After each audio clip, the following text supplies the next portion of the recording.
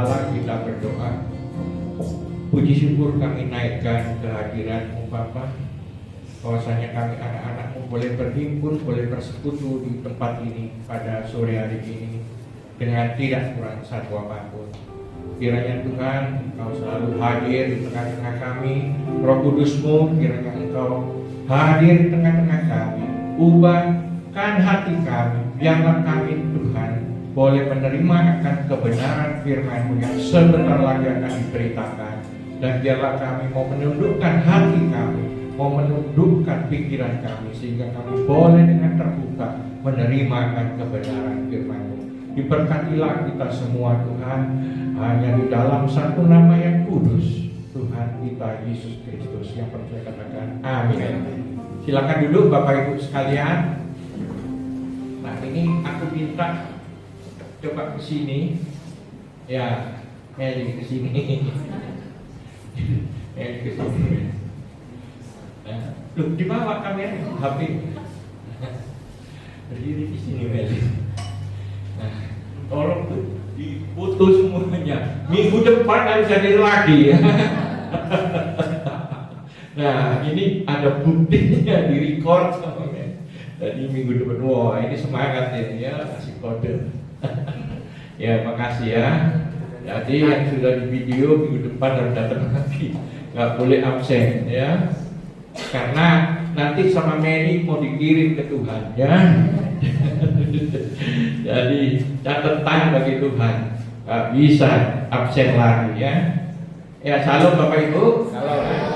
Jadi pada petang hari ini kita akan belajar bersama-sama. Ini suara saya terlalu keras ya? Bapak. Iya, nanti kalau berbeda. Jadi temanya pada malam hari ini bagus sekali ya, saya dikasih pakai ini temanya. Ya, bagus. Buah kekudusan dalam hidup sehari-hari. Ya. Karena apa? Kalau cuma mau jadi orang kudus mah gampang. Tiap minggu itu semua orang kudus ya, ketemu juga salum-salum ya toh. Haleluya, haleluya, salut-salut. Tapi hidupnya sehari-hari bagaimana, ya kan? Makanya puji Tuhan, anak saya juga datang pada saudaranya. Jadi kalau bapaknya asbun di depan sini, anak saya biar angkat tanganku nggak bener itu. Ya. Jadi Bapak Ibu, ini buah kekudusan itu bukan hanya bagaimana kita menjadi kudus, tidak. Tapi bagaimana buah kekudusan itu bisa dipraktekkan dalam hidup sehari-hari. Ini yang paling penting ini ya. Kalimat dalam hidup sehari-hari itu penting. Ya kalau cuma mau nampak kudus mah banyak ya kan. Hari Minggu kudus, hari Senin sampai Sabtu kudus. Banyak Tuhan seperti itu. Ya. Nah, pada malam hari ini kita sama-sama mau belajar ya. Yang pertama, bagaimana kita mau jadi orang kudus, ya, bukan kota kudus, ya, mau menjadi orang yang kudus di hadapan Tuhan, ya, karena Tuhan menuntut kekudusan. Saya akan ajak Bapak Ibu sekalian, ya, kita mulai belajar dari awal supaya tahu, oh iya aku menjadi orang kudus karena begini-begini. Jadi step-stepnya saya mau ajak Bapak Ibu. Ya. Yang pertama. Untuk menjadi kudus, orang itu harus bertobat terlebih dahulu. Gak bisa, karena tanpa pertobatan, tanpa menerima Kristus sebagai Tuhan dan Juru Selamat, tidak ada kekudusan. Ingat itu satu poin. Ya. Bahwa engkau belum bertobat, gak bisa engkau menjadi orang yang kudus di hadapan Tuhan. Ya. Kudus di hadapan sesama manusia, iya bisa saja. Tetapi di hadapan Tuhan tidak ada kekudusan tanpa pertobatan, tanpa menerima Kristus sebagai Tuhan dan Juru Selamat. Amin. Ya. Tapi banyak anak Tuhan kurang paham apa sih Pak pertobatan itu. Ya. Satu kali saya siaran radio di kota Bandar Lampung. Ya, saya kalau siaran radio saya buka sesi tanya jawab. Ada seorang bapak. Ya, dia menelepon di radio itu. Jadi dia tanyanya begini, Pak, saya ini orang yang hidup berkubang dalam dosa besar. Sudah 7 tahun saya berdosa. setelah saya mendengar siaran radio ini saya mau bertobat. Tapi caranya bagaimana Pak? Saya tidak tahu. Maksudnya, saya ini Pak selingkuh. 7 tahun saya berselingkuh. Dan selingkuhan saya ini Pak sudah punya anak 3. Hidupnya saya yang membiayai semua. Ya, dengan selingkuhan saya itu sudah punya anak 3. Sekarang saya mau bertobat. Bagaimana Pak? Apa saya tinggal? Ya, saya bertobat atau saya melakukan pemberesan dulu? Saya mungkin carikan pekerjaan, saya bukakan toko baru, nanti saya akan bertobat. Saya bilang itu pertanyaan klasik, ya. Jadi baik dulu, lantas bertobat, atau bertobat dulu supaya jadi baik? Itu kan pertanyaannya. Ya. Saya jawab Bapak Ibu, ya. Bapak nggak usah mikir selingkuhanmu itu nantinya jadi apa, 3 anakmu dengan dia jadi apa, nggak usah dipikirin. Langkah yang pertama, berlutut, bertobat, minta ampun sama Tuhan. Nanti langkah selanjutnya, Tuhanlah yang akan memberikan hikmat kepada Bapak untuk menyelesaikan itu dengan cara Tuhan yang terbaik dalam hidup Bapak. Jadi nggak usah mikir, aku nanti gimana, nggak jadi bertobat, ya. Saya juga itu dulu saya ini perokok, ya, mau berhenti merokok, ini piye dikurangi pelan-pelan, ya. Nanti tapi ketemu konco pada merokok, apa yang merokok lagi, naik turun begini, obat kuman begitu, sampai satu hari saya bilang, Tuhan, saya mau berhenti merokok. Itu tahun 90 itu, tanggal 31 Januari, saya berdoa sama Tuhan, Tuhan, saya mau berhenti merokok, berhenti total, berikan aku kekuatan, karena dengan caraku, dengan polaku, ya, aku selalu tobat kumat, selesai. Saya bilang gitu. Dan sekarang saya ingin berhenti merokok total. Tuhan kasih saya hikmat. Ya. Apa hikmatnya Tuhan? Dan Tuhan tanam di pikiran saya. Saya berlutut berdoa, Tuhan, mulai besok tanggal 1 Februari tahun 1990 saya berhenti merokok. Kalau saya merokok, Tuhan, tolong cabut nyawa saya. Sejak itu saya nggak pernah merokok sampai hari ini. Ketemu teman saya dikasih rokok. Oh no, ini bisa mati aku ya. Nggak mau saya. Dan sampai hari ini loh Bapak Ibu. Dan puji Tuhan, kalau dulu saya merokok, ya, nggak berhenti, itu teman-teman saya yang sekarang ini, yang satu perokok kelas berat, saya pas ke Surabaya belum lama, 2 minggu yang lalu, orangnya lumpuh Bapak Ibu, ya, kena stroke gara-gara rokok, ya. Makanya Bapak Ibu yang merokok sampai hari ini harap segera berhenti, karena merokok itu tidak ada negatifnya, positif semua rokok itu. Karena positif itu maka rokok berbahaya. Tahu positifnya merokok? Positif kena kanker, positif sakit jantung, positif itu semua positif semua, ya. Makanya jangan merokok, karena merokok itu positif semua. Nah, jadi kalau mau bertobat, ya bertobat saja. Ya, soal urusan hati itu biar Tuhan yang menyelesaikan, berlutut berdoa, minta hikmat Tuhan. Yang penting adalah bertobat, ya. Nah, di dalam pertobatan itu apa maknanya? Banyak anak Tuhan pikirnya cuma begini, bertobat berarti aku berlutut, aku minta ampun sama Tuhan atas dosa-dosaku, bertobat itu selesai. Berarti aku sekarang jadi anak Tuhan begitu. Enggak. Nggak usah buka ayatnya, saya bacakan saja, ya, di dalam Yohanes pasal 1 ayat 12 sampai 13. Ini ayat kesukaan saya, supaya orang-orang tahu, kita semua tahu, ya, apa maknanya, gitu. Tetapi semua orang yang menerima Kristus, diberinya kuasa supaya menjadi anak-anak Allah, yaitu mereka yang percaya dalam namanya. Ayat 13. Orang-orang yang diperanakkan bukan dari darah atau dari daging, bukan pula secara jasmani, oleh keinginan seorang laki-laki, melainkan dari Allah. Jadi kalau engkau sudah bertobat, maka engkau itu diperanakkan oleh siapa? Oleh Allah sendiri. Ya. Jadi DNA Allah ada di dalam diri setiap kita. Amin. Karena Allah yang memperanakkan kita. Dikatakan ini bukan secara jasmani oleh keinginan laki-laki, ya, bukan karena hawa nafsu seorang laki-laki, tetapi dari Allah sendiri. Makanya DNA Allah ada di dalam diri setiap orang percaya. Apa DNA Allah? DNA Allah adalah kesucian, kekudusan. Jadi Bapak Ibu, kalau engkau bertobat menerima Yesus sebagai Tuhan dan Juru Selamat, maka sebetulnya DNA Allah ada dalam dirimu, yaitu apa? Engkau sudah disucikan, kuduskan oleh darah Kristus. Amin. Jangan dikotori lagi, gitu loh. Ya. Karena itu anak-anak Tuhan, orang Kristen itu disebut sebagai anak Tuhan. Betul nggak? Ya kan? Kalau teman kita ada yang hamba, ya toh. Kalau kita anak, loh kenapa anak Pak? Apa orang Kristen sombong? Tidak.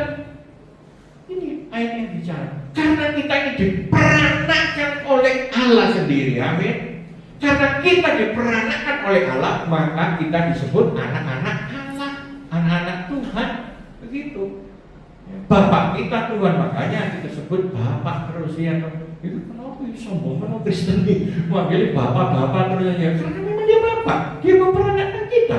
DNA dia dan DNA kita sama, Bapak Ibu. Ya maka jangan cemari ya, kekudusan itu, kesucian itu. Ya. Nah setelah kita bertobat, apa yang akan kita peroleh? Yuk, aku ini sudah bertobat, sudah terima Yesus sebagai Tuhan dan Juru Selamat. Nah sekarang apa yang kita peroleh? Ya. Di dalam 2 Korintus 1 ayat 21 sampai 22 ya, dikatakan di situ ya, kita memperoleh Roh Kudus di dalam hati kita sebagai jaminan dari semua yang telah disediakan untuk kita. Apa yang semua yang telah disediakan untuk kita? Keselamatan yang kekal, Bapak Ibu ya. Makanya sebelum kita sampai ke surga, Tuhan sudah kasih kita garansi, jaminan. Apa itu jaminannya? Roh Kudus ditaruh dalam hidup kita, diberikan dalam hidup kita. Amin. Itu harus betul-betul setiap anak Tuhan memahami akan hal itu. Ya. Nah, kalau sudah ada Roh Kudus dalam hidup kita, sekarang pertanyaannya adalah apa output dari Roh Kudus yang ada di dalam hidup kita? Outputnya apa? Ya. Bila ada integrasi penyatuan kita dengan Roh Kudus, maka hidup kita akan berbuah. Ya. Kalau ada integrasi, ada penyatuan antara Roh Kristus, antara Roh Kudus dengan kita, maka hidup kita akan berbuah. Dikatakan di dalam Yohanes 15 ayat 4 ya, saya ambil semua lah ya. Bu ini ya saya bacakan saja. Tinggallah di dalam aku dan aku di dalam kamu, sama seperti ranting tidak dapat berbuah dari dirinya sendiri kalau ia tidak tinggal, tidak nempel pada pokok anggur. Jadi kalau kita tidak tinggal di dalam Tuhan, tidak menempel pada Tuhan, percayalah kita tidak akan berbuah. Demikian juga kamu tidak berbuah jikalau kamu tidak tinggal di dalam aku. Ya, ini luar biasa ayat ini. Ya, mengingatkan kita selalu untuk tinggal di dalam Tuhan. Ya. Nah sekarang pertanyaannya, ya, ini kita ini berbuah. Lah buahnya ini wujudnya apa loh Pak? Kalau aku di dalam engkau dan engkau di dalam aku, maka kita akan berbuah-buah. Lah buahnya ini apa? Itulah pertanyaannya Tuhan kan. Makanya puji syukur Pak Beni kasih tahu saya buahnya. Ini ayatnya Galatia pasal 5 ayat 22 dan 23. Ini loh Bapak Ibu buahnya ya. Tetapi buah roh ialah kasih, sukacita, damai sejahtera, kesabaran, kemurahan, kebaikan, kesetiaan, kelemah lembutan, penguasaan diri. Tidak ada hukum yang menentang hal-hal itu. Barang siapa menjadi milik Kristus, ia telah menyalibkan daging dengan segala hawa nafsu dan keinginannya. Ya, saya akan bahas. Jadi bukan buah-buah roh, bukan. Ya, kalau dalam bahasa Inggris bukan fruit, bukan fruits. Ya, kalau buah-buah itu ada S-nya. Ya, ini fruit saja. Ya, jadi ini buah roh. Jadi, nah kok 9 Pak? 9 ini adalah 9 aspek di dalam buah roh yang harus menjadi satu kesatuan. Tidak bisa dipisah-pisah. Oh, aku orangnya sabar saja, ya. Tapi aku nggak bisa murah hati, nggak bisa. Ya, 9 aspek itu harus ada dalam hidup setiap orang percaya, dan itu harus keluar, harus ditunjukkan, harus dipraktekkan, harus hadir di dalam hidup sehari-hari. Itu 9 aspek dalam buah roh. Saya bahas yang pertama, kasih. Ini kenapa sih kasih kok ditulis yang pertama? Bapak Ibu sekalian, ya, Tuhan Yesus pernah bilang begini, ya, kasihilah Tuhan Allah Bapa, dan kasihilah sesamamu manusia. Dan di dalam kedua hukum itu tergantung seluruh hukum Taurat dan kitab para nabi. Bayangkan, jadi hukum Taurat dan kitab para nabi itu lo tanak, itu lo perjanjian lama itu, Bapak Ibu. Ya. Taurat itu kan apa namanya itu 5 kitab pertama itu, Septuaginta itu, ya, 5 kitab pertama. Selanjutnya adalah kitab-kitab para nabi. Jadi Tuhan Yesus bilang, sebetulnya semuanya itu, ya, hanya ada 2, mengasihi Tuhan Allah dan mengasihi sesama. Bapak Ibu, kenapa kok Tuhan Yesus bilang kasihlah Tuhan Allahmu dan kasihlah sesamamu? Ya, ini sebetulnya bukan ucapan Tuhan Yesus. Di dalam Taurat sudah ada ayat ini. Tuhan Yesus hanya mengutip. Ya. Cuma orang-orang Yahudi nggak tahu maksudnya. Padahal yang dimaksud oleh Tuhan Yesus itu adalah salib, Bapak Ibu. Ya. Bahwa salib itulah kasih. Karena apa? Hanya ada 2 hukum. Yang pertama, kasihilah Tuhan Allahmu dengan segenap hatimu, ya kan? Itu vertikal, hubungan vertikal, dan kasihilah sesamamu manusia, horizontal. Ini salib, vertikal dan horizontal. Salib itulah bentuk, itulah wujud kasih. Jadi kalau engkau mengasihi sesamamu manusia, ya, kalau engkau peduli pada sesamamu manusia, ingat satu hal, kasih.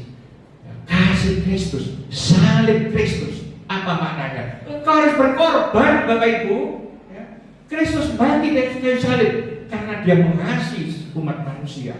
Dia rela mati, dia rela berkorban. Ya, jadi kalau engkau mengasihi gereja, mengasihi persekutuan di sini, engkau harus rela berkorban. Ya. Kalau engkau tak mau berkorban, engkau hanya mau mengharap terima, sesungguhnya tidak ada salib Kristus dalam hidupmu. Ini saya bicaranya tegas saja, ya. Kita harus tahu itu. Sebagai anak-anak Tuhan kita harus paham. Yang kedua, sukacita. Ya. Rasul Paulus katakan, bersukacitalah senantiasa. Jadi anak-anak Tuhan, ya, dalam hidupnya jangan banyak mengeluh. Hidup ini bisa naik, bisa turun, ya, bisa senang, bisa sedih, bisa dapat rezeki, bisa kehilangan, ya. Tapi Rasul Paulus bilang apa? Bersukacitalah senantiasa. Ya. Dalam waktu senang kita bersukacita, dalam waktu sedih kita bersukacita. Jangan dipikir sukacita itu harus sorak-sorak, enggak loh. Masa orang baru umpama baru kerampokan rumahnya, keluar rumah bersorak-sorak di rumah gendeng gitu ya. Bukan itu, bersukacita itu bukan ekspresi kita, tapi hati kita. Ya. Kenapa kita tidak meratap, tidak meraung-raung? Ya. Saya ini harus pulang balik kenyang, maka itu dihapusi wong itu. Tapi saya nggak pernah meraung-raung, bikin status di Facebook. menyalahkan si A, aku ditipu si ini, enggak. Ya malah orang kalau nipu saya, tak doain sama saya ben sugih, ya, tak doain yang nipu aku ben sugih. Tujuannya apa? Dan kalau dia sugih banyak duit, itu dibalikin duit saya. Jangan dikutuki, terbalik. Ya, orang nipu dirimu, kau kutuki terus, tambah susah urip gak balik duitmu. Tahun 2022 saya ditipu sama perempuan ya di Solo. Bapak pesen ini ya, saya pesen. Saya bikin ini Pak, pesen ya, pesen. Ketiga kalinya gak dikirim barangnya ya. Pas saya disuruh pesen banyak sekali, itu 450 ribuan kira-kira ya. Nah, apa saya kejar-kejar dia? Memang saya 2 kali saya WA dia. Ini kok belum datang? Oh lagi ini, Pak lagi ini. Lalu udah saya minta resinya ya, nggak dijawab. Tapi ya sudah, saya nggak mau hubungi dia. Bapak itu tahu, tahun 2024 kemarin 2 tahun berselang. Tiba-tiba dia WA saya bilang, Pak, aku merasa berdosa sama Pak Agus. Aku mau kirim itu barang-barang pesanan Pak Agus. Aku bilang gak usah, minggu depan aku mau ke Solo. Ya sampai di Solo, dia nungguin saya. Pas selesai khotbah, dia duduk paling belakang. Pas selesai khotbah, ibadah selesai, dia nungguin saya. Dia nangis, pelukan saya. Dia peluk saya, dia nangis. Dia bilang dia minta ampun. Aku bilang apa? Saya sudah mengampuni kamu. Waktu kamu nggak ngirim resinya, saya tahu bahwa kamu berbohong. Tapi saya tidak pernah negur kamu. Saya tidak pernah marah sama kamu. Saya hanya berdoa supaya Tuhan buka hatimu. Tuhan berkati kamu. Saya bilang begitu. Ya. Dan apa yang terjadi? Si perempuan ini ternyata menikah sama lakinya itu kumpul kebo. Ya, karena lakinya agamanya seberang dan si perempuan ini Kristen, nggak bisa nikah, jadi kumpul kebo sampai keluar anak 4. Kumpul kebo keluar anak 4, iya kan? Nah, setelah lakinya itu tahu bahwa istrinya itu lakinya ikut, bahwa istrinya tidak saya marahi, apa yang terjadi? Bapak Ibu, malah saya doakan mereka berdua sama satu pendeta lainnya. Apa yang terjadi? Dia bertobat, si perempuan ini aktif di gereja, pendeta teman saya. Setelah itu apa yang terjadi? Lakinya juga ikut bertobat, terima Tuhan Yesus sebagai Tuhan dan Juru Selamat. Amin. Begitu loh. Coba waktu itu dia bohongi saya 450 ribu, saya maki-maki, saya omelin, apa yang terjadi? Ya dia hilang iman percayanya, mungkin malah ikut sama suaminya. Ya, makanya Bapak Ibu sekalian, ya kalau ada orang yang begitu, ampuni saja, ya, bahwa itu salibmu, itu kasih yang Tuhan berikan untuk engkau mengasihi sesamamu, ya. Yang ketiga, damai sejahtera. Nah ini banyak hamba-hamba Tuhan itu kalau khotbah cerita berkhotbah tentang damai sejahtera, tapi pulang rumah anaknya digebuki. Ini ada anakku ini, nanti dibisiki tahu bapak menggebuki kamu. Itu tiap hari itu bilang sama saya, aku cinta papa sampai saya udah tidur ini, ya udah mata merem ya, bengok, papa kayaknya cinta papa, masih terturu ya, bolak balik begitu. Ya. Nah, jadi Bapak Ibu, ya,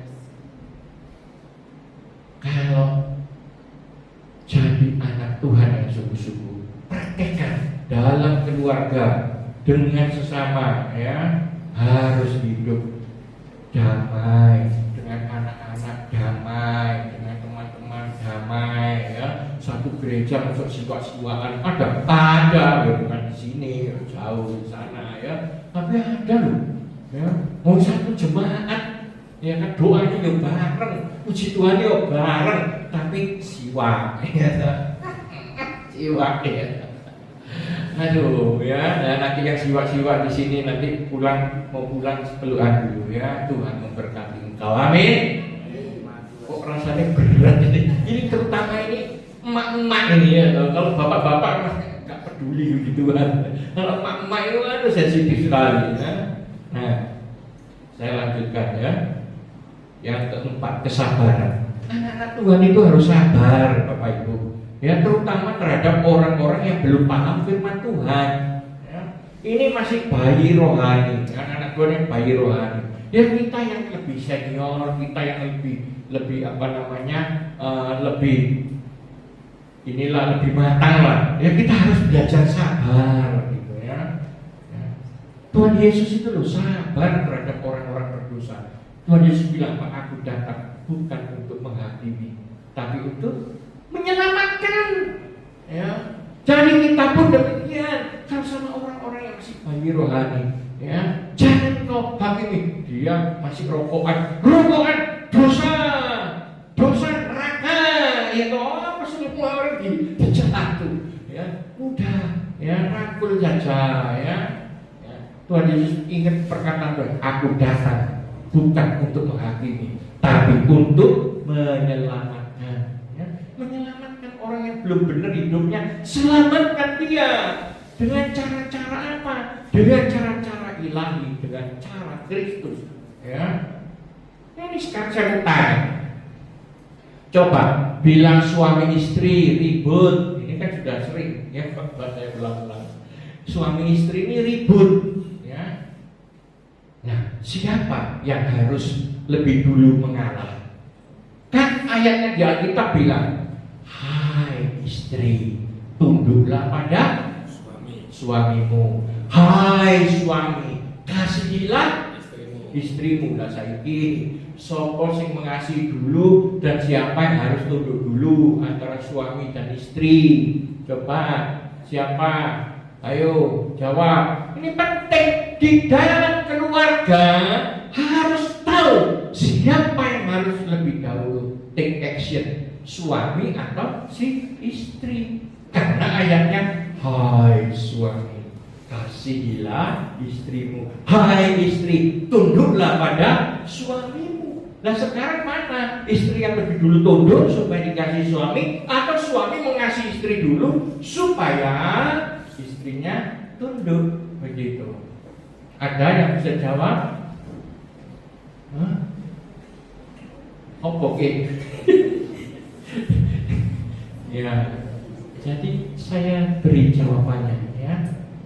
Yang harus pertama kali ya, melakukan rekonsiliasi, melakukan perdamaian, yang melakukan minta maaf yang pertama kali ya, adalah orang yang lebih dewasa rohaninya. Belum tentu suami, belum tentu istri.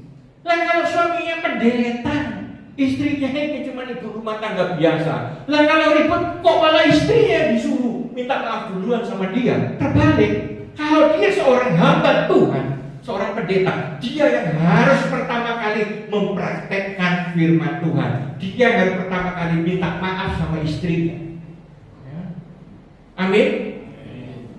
Begitu ya. Siapa yang lebih dewasa rohaninya, dialah yang pertama kali harus mempraktekkan firman Tuhan itu ya. Jadi jangan tuduh-tuduhan, kamu harus lebih dulu, kamu plak ya kan? Istrinya masuk bawa parang, kakinya lari ya. Nah, ya, jadi siapa yang harus mempraktekkan? Orang yang lebih dewasa rohaninya, dialah yang harus pertama kali mempraktekkan. Selanjutnya, kemurahan. Anak-anak Tuhan harus murah hati ya. Murah hati dalam apa? Dalam mendukung pekerjaan Tuhan, baik untuk pelayanan gerejawi maupun terhadap orang yang berkekurangan ya. Saya pernah dikirimi teman saya dan pernah saya posting ya. Semua hanya tertawa-tawa geli, lucu gitu. Tapi sebenarnya harus tahu akan hal ini ya. Ada ayat yang diplesetkan, bunyinya begini: orang pelit tidak dapat duduk dalam kerajaan surga. Maka yang pelit menjawab, ya udah Pak, saya nanti di surga berdiri saja, tidak usah duduk. Bisa, itu kan plesetan ayat ya, no? Pelit tidak boleh duduk dalam kerajaan surga. Saya masuk surga tapi berdiri saja, ya bisa begitu ya. Itu mah plesetan aja ya.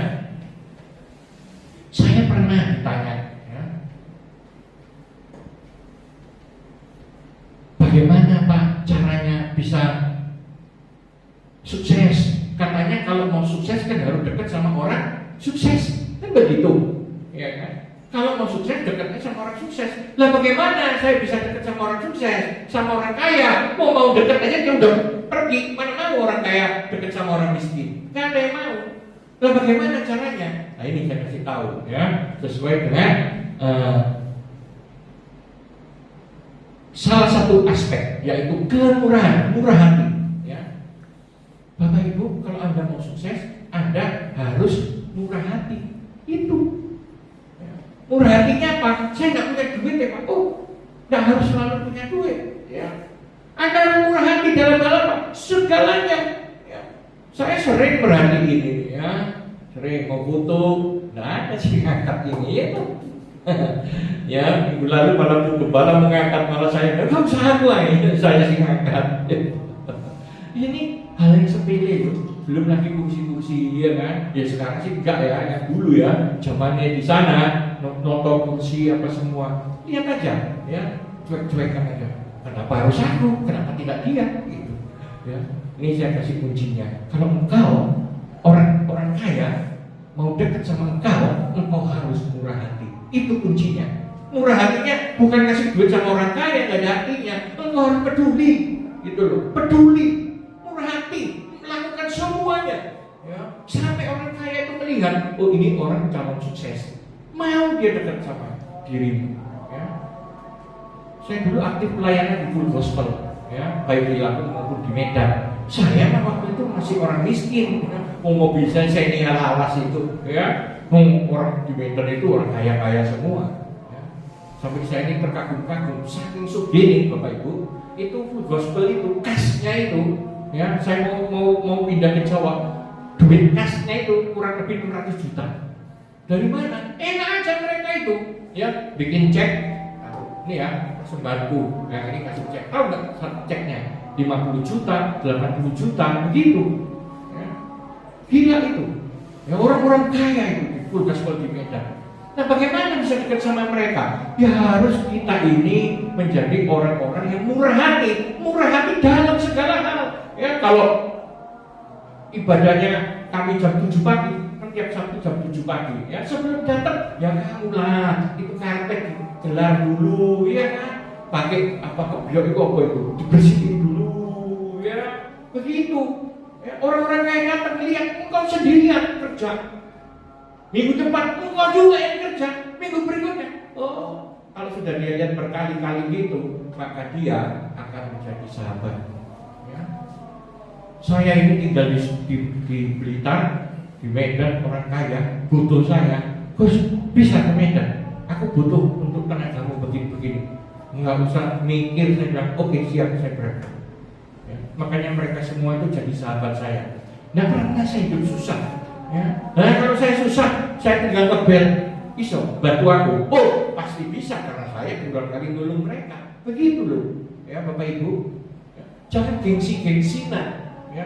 Saya minta jemaat di sini juga jangan pernah gengsi. Ya. Cuma sekali, pas nanti mau mindahin rebutan. Tapi satu kali, nggak bisa. Pokoknya ya udah dengan tulus pindahkan, gitu ya. Selanjutnya kebaikan. Ya. Ini sama seperti tadi. Ya, intisari kebaikan manusia adalah peduli kepada sesamanya. Itu intisari kebaikan. Jadi kita harus berlomba-lomba berbuat baik. Ya.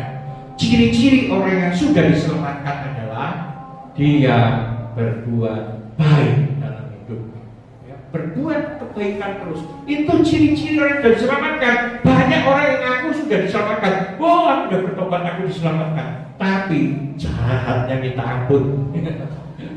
Ya, mana bisa ngomong kosong itu. Saya beritahu ya. Ciri-ciri orang yang sudah diselamatkan adalah selalu berbuat kebaikan bagi sesama. Nggak usah disuruh, nggak usah diminta, ya. Rajin berbuat baik, itu ciri-ciri orang yang sudah diselamatkan, ya. Orang yang disebut anak Allah, anak terang seperti itu, ya. Jangan ngakunya anak Allah, utang atau bayar, utang atau bayar, ya mana bisa, ya. Yang selanjutnya kesetiaan. Banyak anak Tuhan kalau di gereja nyanyinya apa? Ku mau cinta Yesus selamanya, sambil nangis-nangis. Ya Bapa, ini aku anakmu, sambil mewek-mewek. Padahal hidupnya dari Senin sampai Sabtu dia berubah dalam perselingkuhan. Ada banyak ya. Kalau di gereja sampai mewek-mewek bergetar-getar, tapi nanti Senin sampai Sabtu hidupnya berubah dalam dosa, hidupnya berselingkuh banyak ya. Jadi saya kasih tahu Bapak Ibu, bila terhadap pribadi yang nampak saja, istrimu, pasangan hidupmu itu pribadi yang nampak, engkau tak sanggup berlaku setia kepada dia, bagaimana mungkin engkau bisa berkata aku setia kepada pribadi yang tak nampak? Tuhan tak nampak ya. Kalau engkau mengaku setia sama Tuhan, buktinya apa? Buktinya setialah kepada pribadi yang nampak, istrimu, pasangan suamimu ya. Setialah kepada anak-anakmu, setialah ya. Lanjutnya, kelemah lembutan. Nah, ini seringkali anak-anak Tuhan ini keliru di dalam menafsirkan kelemah lembutan. Lemah lembut itu Bapak Ibu bukan lemah gemulai, itu dua hal yang berbeda ya. Lemah lembut itu bicara tentang sikap hati ya, bukan bicara tentang perbuatan kelakuan kita ya. Lemah gemulai, oh itu lemah lembut, ngomongnya liri-liri. Begini ya, lemah lembut. Bukan, itu lemah gemulai ya. Lemah lembut itu bicara tentang sikap hati. Makanya di dalam Bilangan 12 ayat 3 dikatakan, adapun Musa ialah seorang yang sangat lembut hatinya, lebih dari setiap manusia yang ada di muka bumi. Bayangkan, Musa itu dibilang sangat lembut hatinya. Padahal Musa itu ya, oh kalau marah itu galaknya minta ampun ya. Itu sampai lobat itu sangat emosi, dilempar sama dia loh batu itu, saking emosinya dia ya. Tapi ingat, Musa itu kenapa disebut lembut hatinya? Karena hatinya penuh dengan cinta ya. Pada waktu umat Israel berbuat dosa ya, berbuat dosa besar, dan Tuhan ingin menghukum umat Israel ya, ingin dibinasakan umat Israel. Emosi sudah Tuhan, ini dosa sangat tanggung-tanggung ya, menyembah apa namanya, lembu apa itu, lembu mas ya, anak lembu mas. Marah Tuhan, mau dibinasakan umat Israel. Tapi Musa bilang apa sama Tuhan? Ini kata-kata Musa, berbaliklah dari murkamu yang menyala-nyala itu, dan menyesalah karena malapetaka yang hendak kau datangkan kepada umatmu. Bayangkan, Musa jadi pembela orang Israel yang ugal-ugalan ini ya, dan menyesalah Tuhan karena malapetaka yang dirancangnya atas umatnya ya kan? Jadi Bapak Ibu ya, lemah lembut itu bicara tentang sikap hati ya. Hendaklah kita menjadi manusia yang lemah lembut ya. Artinya apa?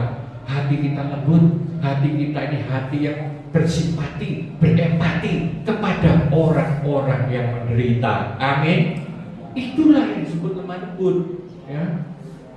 Tuhan Yesus juga bilang begitu ya. Tuhan Yesus bilang begini, aku lemah lembut ya kan.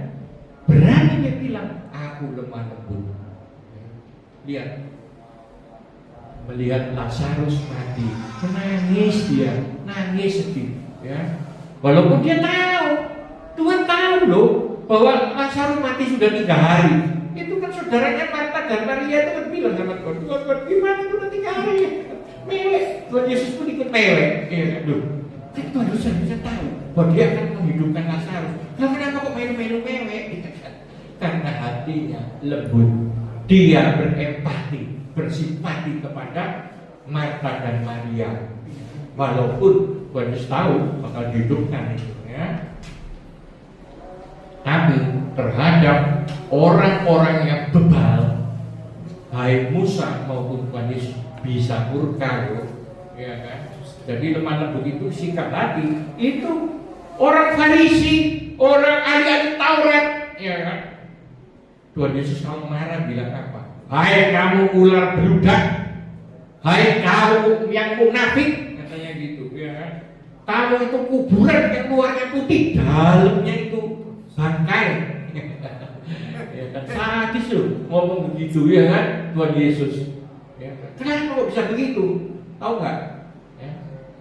Itu orang-orang Farisi, ahli-ahli Taurat, itu kejamnya minta ampun, Bapak Ibu. Ya. Di depan semua orang, wah, pura-pura suci alim gitu. Padahal di belakang itu baca ayatnya. Ya. Mereka menelan rumah-rumah janda miskin. Jadi orang-orang miskin itu ditipu, ya. Ditipu pakai ayat, setor. Bayangkan orang miskin pun rumahnya pun disetor, menelan rumah janda miskin. Ya. Bayangkan sudah janda miskin pula, diambil rumahnya sama orang-orang Farisi. Makanya Tuhan Yesus marah. Dan sebagai penutup, aspek ke-9 dari buah roh, penguasaan diri, ya. Ini aspek terakhir dari buah roh, ya. Apa sih Pak maksudnya kok penguasaan diri ditaruh paling belakang, ya.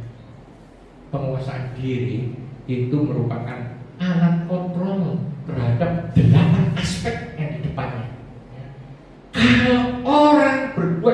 Kalau engkau berbuat baik terhadap orang, engkau juga harus belajar menguasai diri. Ya. Kalau engkau mengasihi orang, engkau juga harus tahu jangan mengasihi tanpa batas. Ya, harus belajar menguasai diri. Saya barusan baca, tahu Nunung tahu? Pelawak itu, ya kan? Saking sayangnya sama keluarganya, ya, itu duitnya dia dari hasil kerja dia diberikan, ditolong semua keluarganya. Tahu nggak berapa orang keluarganya? 50 orang lebih loh, dibantu semua. Sekarang Nunung kemana? Kos. Udah habis semua. Saudaranya dipinjemin duit, gak ada yang mau tolong. Padahal mereka dulu miskin, ditolong sama Nunung semua. Makanya, ya, ini penguasaan diri. Jangan saking sayangnya, saking sukanya, saking terus semuanya dilepas. Nanti pada waktu kau menderita, ya, baru kau menyesal. Jangan. Belajar untuk menguasai diri. Itu sebagai aspek ke-9 penutupnya. Terima kasih, Tuhan berkati. Mari kita dudukkan kepala kita berdoa. Terima kasih Tuhan, Engkau telah berbicara kepada kami dengan topik yang sangat indah, di mana kami sebagai anak-anak-Mu harus mengeluarkan buah-buah kekudusan di dalam hidup kami sehari-hari, sehingga kami boleh menjadi terang bagi sekeliling kami, kami boleh menjadi garam bagi sesama kami, sehingga kebaikan kami, perbuatan baik kami boleh dilihat oleh semua orang dan mereka memuliakan nama-Mu di surga. Terima kasih Tuhan, dan biarlah Tuhan kami sebagai anak-anak-Mu bukan sekedar hanya mendengarkan akan pemberitaan Injil ini, dan biarlah kami sebagai anak-anak-Mu boleh mempraktekkan ini di dalam kehidupan kami sehari-hari. Biarlah 9 aspek dari buah roh yang ada di dalam diri kami boleh berbuah-buah sehingga bisa dinikmati oleh banyak orang. Dan biarlah kami sendiri Tuhan yang mempraktekkan itu di dalam hidup kami. Terima kasih Bapak, kami serahkan jemaat di tempat ini, kami serahkan Gembala Pak Beni dan keluarganya di tempat ini, kami serahkan juga Pak Sugiman tempat ini, Tuhan, ke dalam tangan-Mu. Biarlah Tuhan Kau pimpin semuanya ini Tuhan, sehingga kami semua Tuhan boleh berjalan sesuai dengan kehendak-Mu. Dan biarlah Tuhan kami sebagai anak-anak-Mu boleh hidup kudus, sehingga kami boleh berkenan di hadapan-Mu. Terima kasih Tuhan, terima kasih. Di dalam nama Tuhan Yesus kami sudah berdoa. Yang percaya katakan amin.